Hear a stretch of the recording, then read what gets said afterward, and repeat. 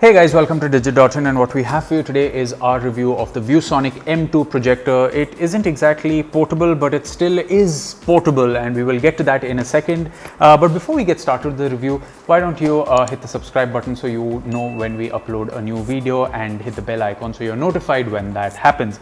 Now moving on to this Viewsonic M2, it comes in this really nifty, nice carrying case, which I really like because the front pouch, in addition to housing the power adapter and the power cable, can also house things like your Fire TV stick or any other accessory that you want to go along with this. And of course, let's come to the main projector itself. This is a pretty compact projector if you look at it, and it has a pretty good design. I mean, it has this metallic brown finish on the sides, which is smooth. It feels good to the touch. You also have the Sound by Harman Kardon logo on the side. In the front, of course, you have the lens. And it has this simple black matte finish on top, which can sometimes become a fingerprint magnet if your fingers are oily or dirty. So you may want to keep that in mind. Maybe keep a soft cloth in the pouch itself so you can wipe this. You also have the speakers up front for the Sound by Harman Kardon, and all the connectivity options are at the back. We have a USB Type-C port, which if you have a USB Type-C power bank, you can run this off a power bank as well. That's not something we actually tested on this projector. It also has an HDMI port with HDCP 2.2. It's a full HD projector, and it supports HDR as well. You have the power port, you have a microSD card port, a USB 3.0 port, a 3.5mm audio out, and an IR receiver. So overall, it's pretty feature packed when it comes to the connectivity options, with the only downside that I feel is that there aren't any physical buttons to control the projector, so you have to rely on the remote control. Now at the bottom out here, as you can see, it has a place for the Wi-Fi dongle, so when you need to connect to the internet. This is something that we saw on the BenQ G2 that we recently reviewed, and that had a housing with the connectivity options, and you had a physical dongle that you could put in. It also has the stand which can make it incline really high, so you can incline this pretty high if you need to project it to a wall that is slightly higher or a screen that is higher. So overall, the build of this projector is actually something that's really good. It feels premium. It isn't the lightest out there. It weighs over 1 kilo. And if you are going to take this around, we have seen much lighter projectors on the go that support battery, but this one has a pretty good resolution. The life of the projector is also rated for 30,000 hours of use. We're going to get to the performance of this projector in just a second, but before we do that, let's quickly take a look at the remote control that comes with it. Now, it's a pretty standard remote control. It's simple, it's plastic. It doesn't feel as premium as the projector itself, but it's passable because it's pretty functional. You have the power button on top and the source button, which is very like television traditional remote controls. And you also have an autofocus button out here. You get this nice Viewsonic logo on the screen up front when the projector is focusing. And it kind of, if you ever move the projector around, you just need to press this one button to get it into focus. You have other buttons like the navigation, OK, home, volume, Bluetooth, etc. And it kind of just works. The remote control is functional. And another good thing is, despite the IR receivers being there, I never had to point the remote control directly at the projector.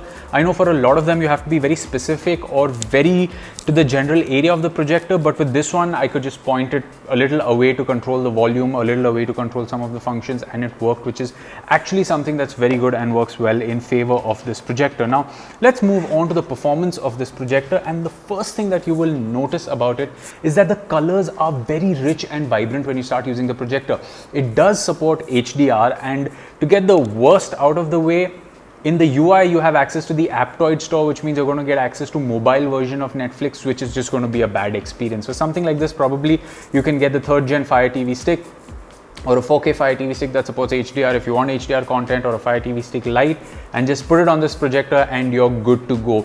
The UI of the projector works well when you are changing the settings, if you need to move between picture presets, if you need to do keystoning, if you want to adjust the focus manually, all that can be taken care of from the settings.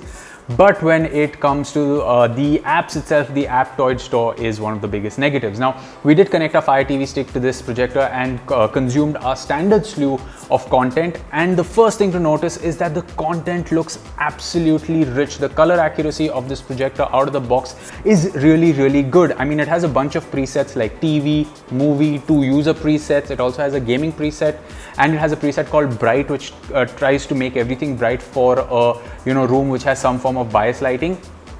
But the room that we tested this in the in the night in pitch dark content looked really great.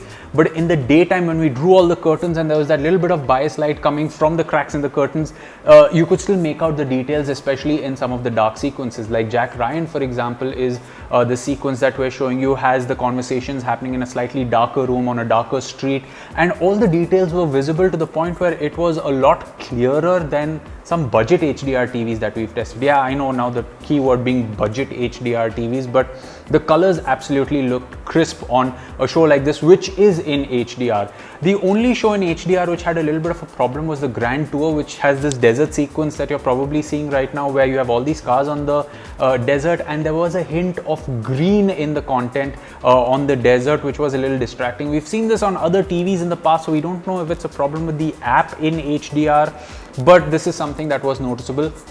Apart from this one sequence, the rest of the episode looked absolutely fine when we were watching some of the content for a show like the Grand Tour.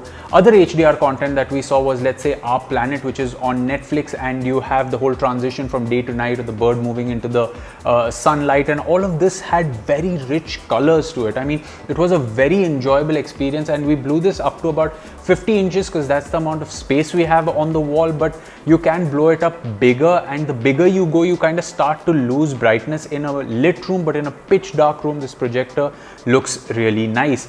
Even for SDR content, it's surprising how accurate colors look. For example, in Spider-Man Homecoming, the sequence that we're showing you, Spider-Man's suit, the reds and blues look really nice and punchy, like they should, almost to the level of some of the mid-range to higher end TVs that we've tested in terms of the way the punchiness of the color comes out. Even skin tones look nice.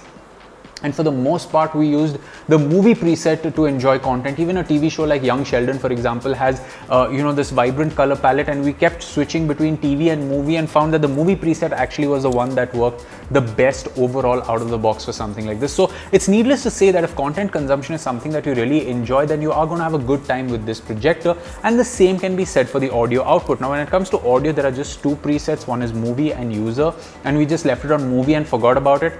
The projector can get loud with the output of the speakers, but the downside is that it can sound tinny at times. Now, the maximum volume goes up to 50, and we left it between 25 and 30, and for a room that was about 12 feet by 14 feet, slightly bigger than that, the audio was room filling. You could hear conversations in TV shows, you could enjoy the action sequences, you could hear the dialogues in the background if there's a musical score and some action. So there's good sound separation, but it just sounds tinny, like these speakers are small but trying to pack in a punch. It's really surprising that, considering the form factor of the projector, you are getting some decent sound output. But yeah, if you want a more immersive experience, connect a pair of headphones to this, or an external speaker set. But if you are just a couple of people in a room enjoying a sporting event or just enjoying a movie, the speaker on this projector does get the job done. The only downside that I found, and this happened often enough for me to mention it, is that at some points it looked like the picture on screen was stuttering, and this was more evident in slow panning shots in any of this content which we consumed.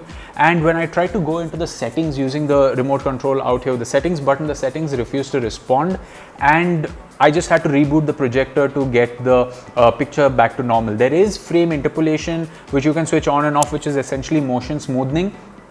And I found that keeping it on the low or the middle preset for some content actually helped in the long-term use with this juttering issue. I don't know why that is. I usually like to keep the setting off because I don't like the artificial smoothing.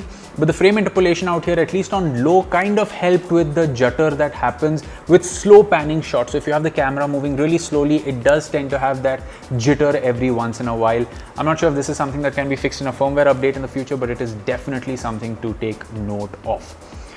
So having said that, now this projector is one which is compact enough for you to take on the go, and yet small enough that you can always pick it up and put it in a place and just switch it on, auto keystone it, and just autofocus it, plug in a Fire TV stick and start playing content. So it's not really tied down to one place, and it comes with a carrying case. The picture performance, the fact that it's still full HD resolution, you can blow it up to 100 inches, but we went somewhere in the vicinity of 40 to 55 inches and had a pretty enjoyable experience with this projector. It's a lot better in terms of its color reproduction and performance than the BenQ G2 that we recently reviewed. You guys can go check that one out in case you missed it.